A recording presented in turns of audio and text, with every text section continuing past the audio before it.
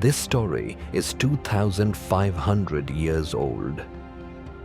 In the coastal regions of ancient Greece, people would sit around fires at night and whisper the same tale, a tale of women who defeated men in battle, who rode on horseback, raining down arrows, and were no less than kings themselves. These were the Amazon women. For centuries, people believed it was just a myth, a legend, a lie. But now, the evidence is real, and the truth is stranger than fiction. The ancient Greek historian Herodotus wrote in the 5th century BC that across the Black Sea lived women who lived only for war. They fought like men, hunted like men, and trained their daughters for battle. He wrote that they only met men to reproduce, and either killed their sons or abandoned them. They even cut off one of their breasts to shoot arrows more easily. At first, the world dismissed this as fantasy. But from 1990 to 2023 in Russia, Kazakhstan, Ukraine, and Georgia, graves were discovered that stunned everyone. In the icy valleys of Kazakhstan, the cold showed no mercy, neither to the bones nor to sleep. An archaeological team was stationed there, armed with maps, scanning devices, and the quiet hope that comes with every new dig. But this time was different. The site they were at hadn't been touched for over 100 years. Locals called it the Silent Valley of Blood, though no one really knew why. The team was led by Dr. Rina Kormin, a historian specializing in warrior women tribes. She had dedicated her life to uncovering the truth about the Amazons. But what she was about to see was not just history.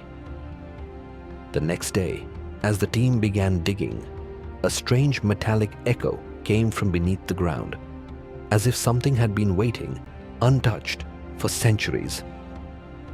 Rina gently brushed the dirt away, revealing a solid sword, a woman's decayed skull, and a brass pendant inscribed with words in an unknown language.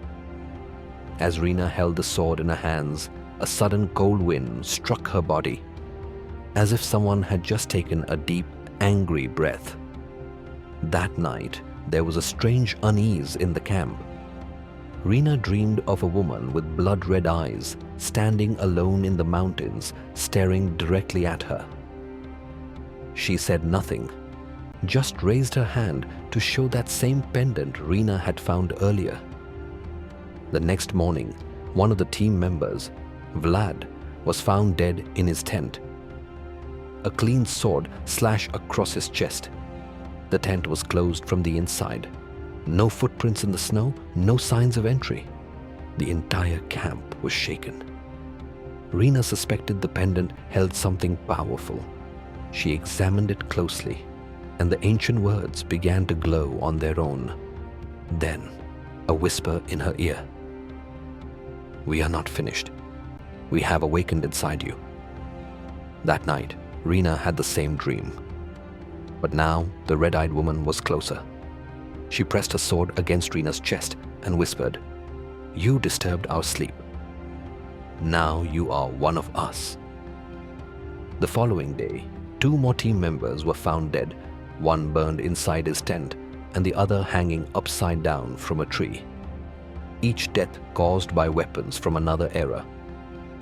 Rina tried to keep it all secret, but one member, Eric, escaped to the nearby village, screaming, "They're awake!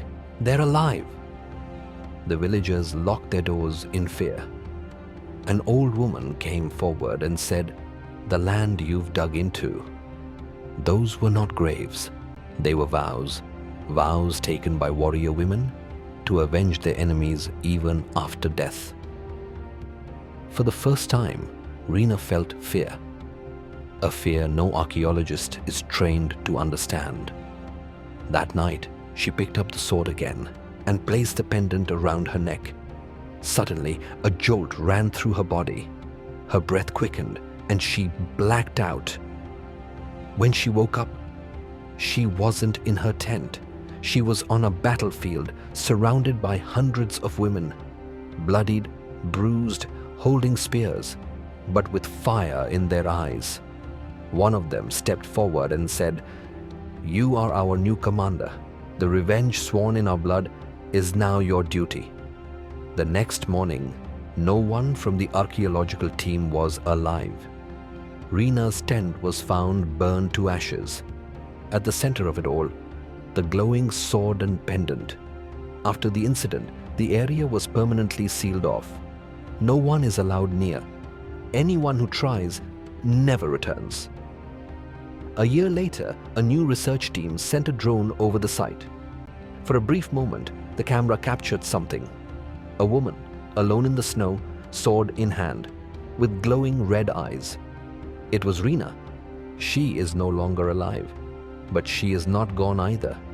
They say if you ever spend a night in those silent Kazakh valleys and hear the voice of a woman calling you, do not turn around, because she isn't calling you.